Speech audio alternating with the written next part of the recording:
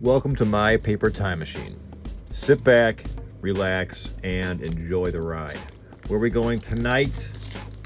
Well, April 1941. So I needed to go out sourcing today after I've been, productive with YouTube. I need to go out and find items for inspiration and to sell to make money to eat food, to buy food to eat, right?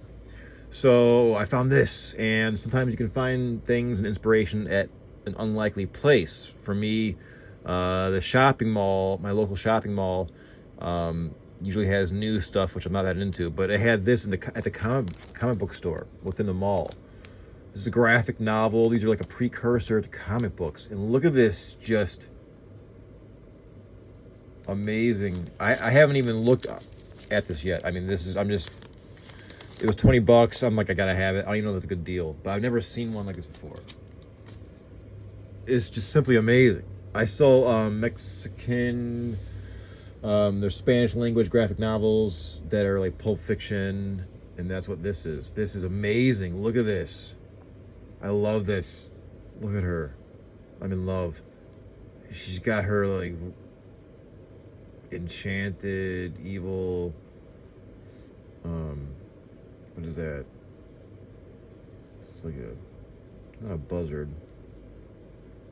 And this Hounds of Hell. Look at her. Man, that is awesome. It's got like an Art Nouveau kind of LSD vibe.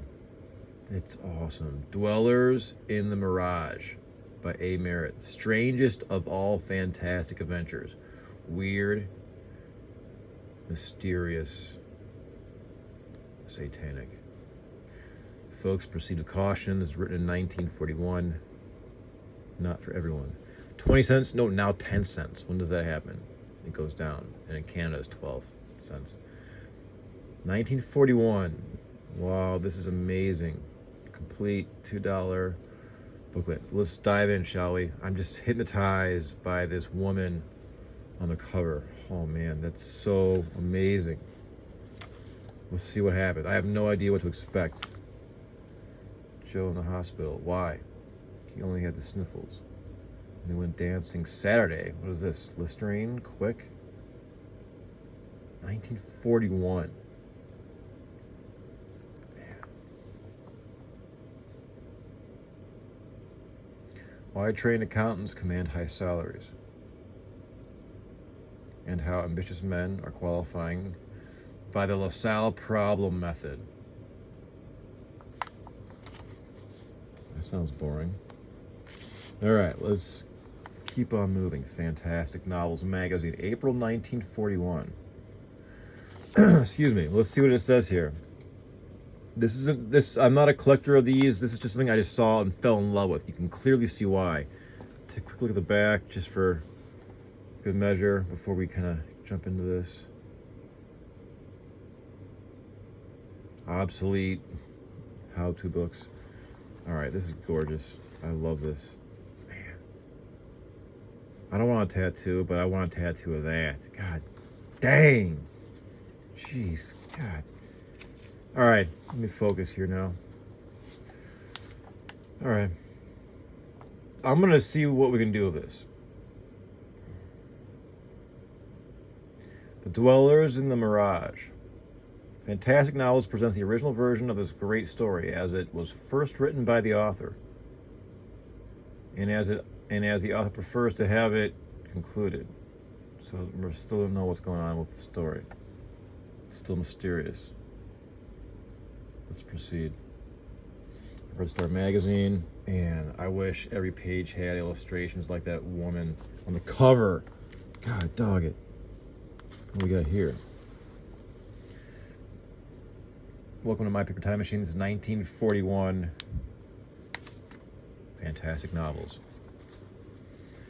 I cheated death on a skyscraper roof. Oh, this is like a battery commercial. Ever ready. Extra long life battery. So he has a flashlight, and they cheated death with their flashlight. Trusty flashlight.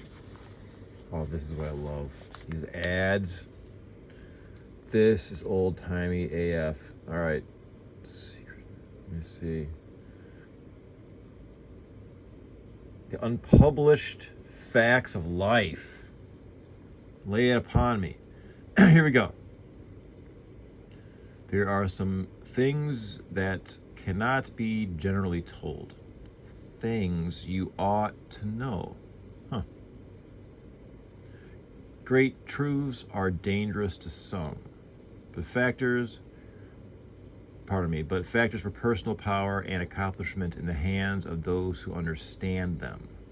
Behind the tales of the miracles and mysteries of the ancient lie, centuries of their secret probing into nature's laws, their amazing discoveries of the hidden processes of man's mind, and the mastery of life's problems. Once shrouded in mystery to avoid their destruction by mass fear and ignorance, these facts remain a useful heritage for the thousands of men and women who privately use them in their homes today. God damn, what am I missing?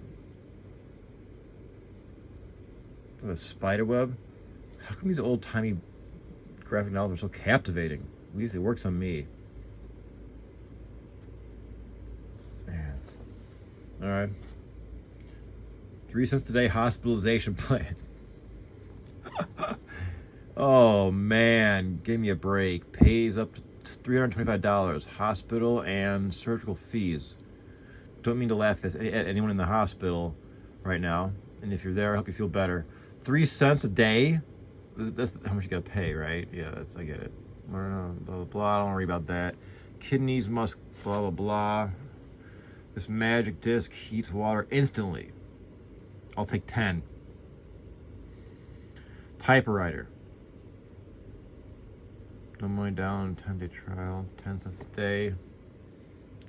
I love it already. I'm so happy I bought this. Ruptured. It was $19.99. I didn't even check eBay. I'm like, here, take the money now, please, sir, kind sir. I ran home and I showed you guys. All right. Hand colored in oil, photo enlargement. Oh, that's cool. Learn blueprint reading. Army Navy bargains. Oh, that's cool. So Army Navy surplus. I love that. Are you deaf? Are you blind? Are you deaf? Why? Why are you asking? Gem has perfected a sensational new hearing aid to sell at an amazingly low price that you can afford. Gem vacuum tube hearing aid. Easily worn, small, economical, dependable. Hear closely the voices of you and your friends and relatives. At theater, business groups, or church. Fully guaranteed. Huh. It's kind of funny they made deaf larger. like a deaf person needs to... I don't know, whatever. All right, can't argue sometimes. Okay, the talk of all sportsmen. Steel rod. $1. I'll take 10. Let me sip my coffee. I got up at 4 a.m., folks. But you gotta strike when the iron's hot.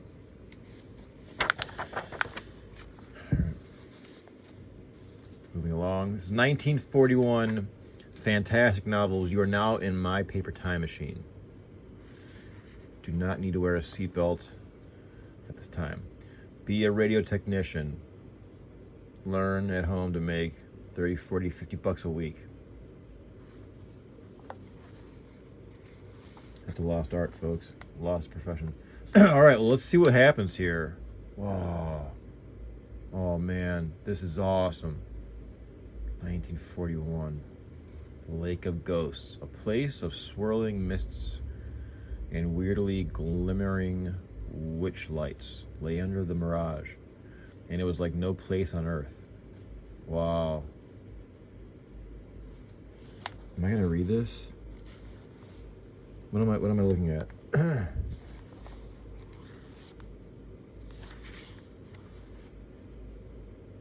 this is straight up behave. This is straight up like, novel. All right, well, I can't, obviously read that whole thing. right now. We can start, right? I mean, what else are we missing? You know, I'm going to start that and then I will conclude till next time or something. I don't know. This old Coke ad. I don't know if I'm going to read this whole thing.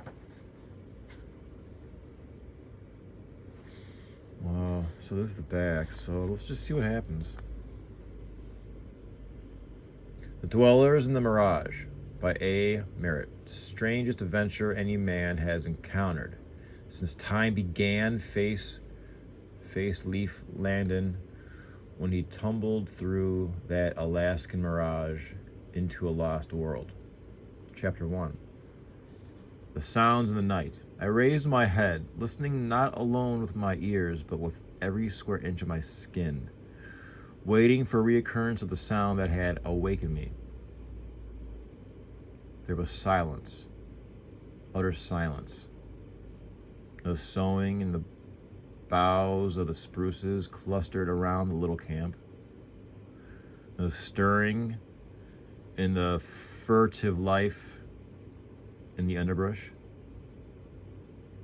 Through the spires of the spruces, the stars shone wanly in the short sunset to sunrise twilight of the early Alaskan summer. A sudden wind bent the spruce tops, carrying again the sound of a beaten anvil, clangorous.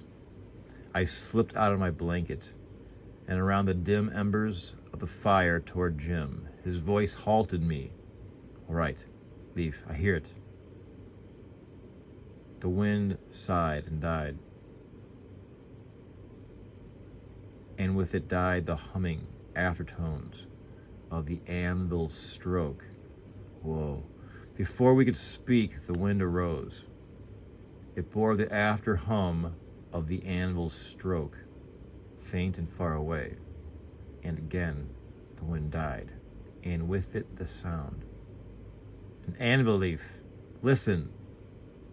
A stronger gust swayed the spruces. It carried a distant chanting. Voices of many women and men singing a strange minor theme. The chant ended on a wailing chord, archaic, dissonant.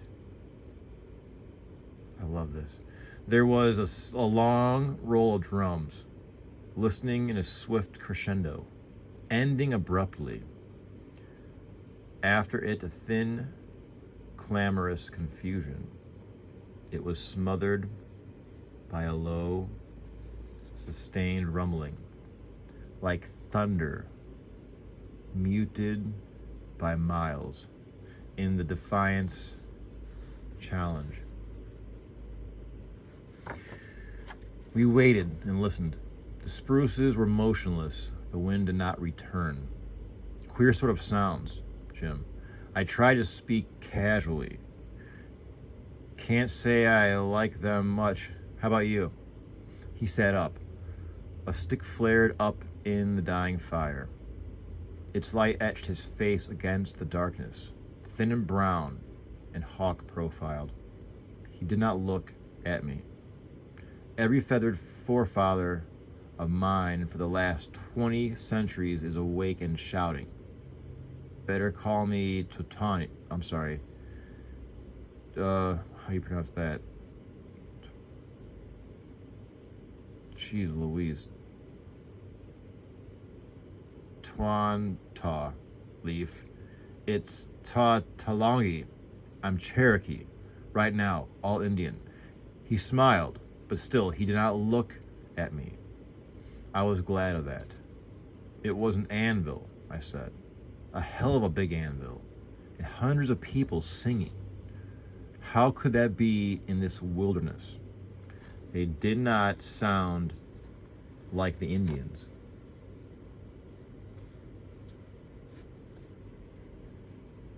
The drums weren't Indian. He squatted by the fire, staring into it. When they turned loose, something played pizzicato with icicles up and down my back. They got me too, those drums. I thought my voice was steady, but he looked up at me sharply, and now it was I who averted my eyes and stared at the embers. They reminded me of something I heard and thought I saw in Mongolia. So did the singing... Damn it, Jim, why do you look at me like that? I threw a stick at the fire. For the life of me, I couldn't help searching. Shadows as the stick flamed. Then I met his gaze squarely.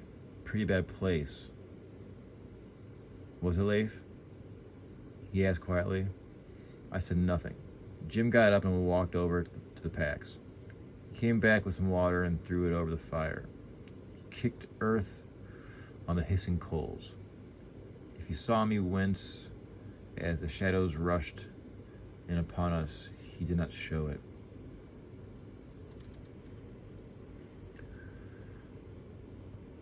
That wind came from the north, he said.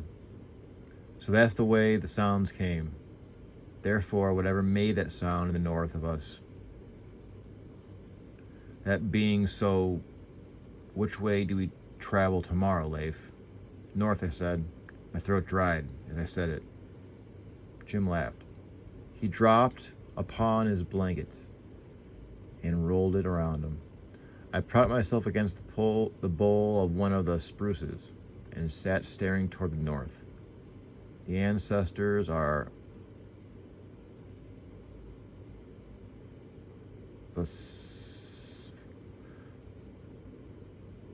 vociferous, Leif. Promising a lodge of sorrow, I gather. And if we go north... Bad medicine, say the ancestors. Bad medicine for you. Tanu. You go to... Oh, that's hard to pronounce. Let's see here. Tuwani, the darkening land. Twanu, into Twani.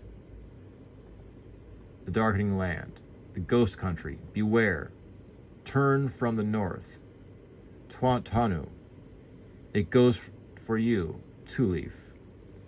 I'll go to sleep, you hag-ridden redskin. Let's see. All right. I'm just telling you. Then, a little later, and heard ancestral voices professing war. It's worse than war, these ancestors of mine are professing, Leif. Will you shut up? Wow. Reflects the era, 1941. That it's mysterious as hell. Oh my gosh. Sorry for the reading. I can't read it all in one sitting, obviously. I'm trying to read it through my phone, which is probably going to mess with my eyes. Oh. How mysterious. Oh, and I love all the musical, like innuendos, pizzicato, and dissonant. It really helps me paint a picture. Man, it's awesome. Obviously, there's some, derogatory terms here. Doesn't reflect vintage classic solutions. Just saying. Wow. But we're being true to the author and reading this. This is amazing. I'm still hypnotized. Who is she? See, now I gotta know. Is she a dweller in the Mirage? Man, this got the Art Nouveau. It's like an octopus or something. She's like wearing like an octopus. I see fire. Man, she's pretty. And this is like a... Is that a buzzard? I think it's a buzzard. Like a ghostly buzzard. Man, this is awesome. It wouldn't matter if the inside was just blank. I just dig this. It's got that old school Red Star magazine, like approved by some committee.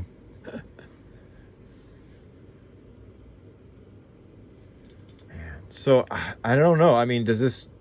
Leave me a comment. I mean, do I keep reading this? I don't know. I appreciate feedback, and I really aim to please you all, because because this is an outlet for my creativity, my energy. So it's like a symbiotic relationship.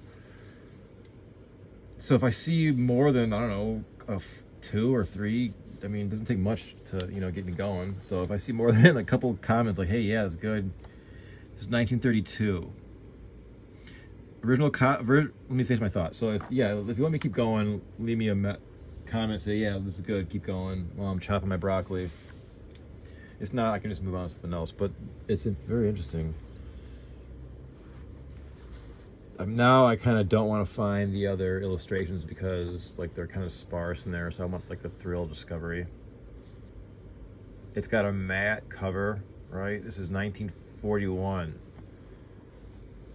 So this is a little bit different My Paper Time Machine because it's as it says, it's a fantastic novel. How cool is that? All right, so I think we're gonna wrap this one up because I'm not gonna read. I can't just keep myself in the same spot long enough to read all this. So, but I'll bookmark it. If that means anything to anyone. Bookmark right now. Let me see. All right, so cool. What I'm gonna do, I have a lot of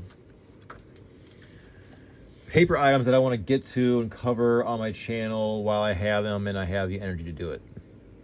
So I hope you enjoyed this spectacular, fantastic novel, 1941, The Dwellers in the Mirage. And as always, thanks for checking in.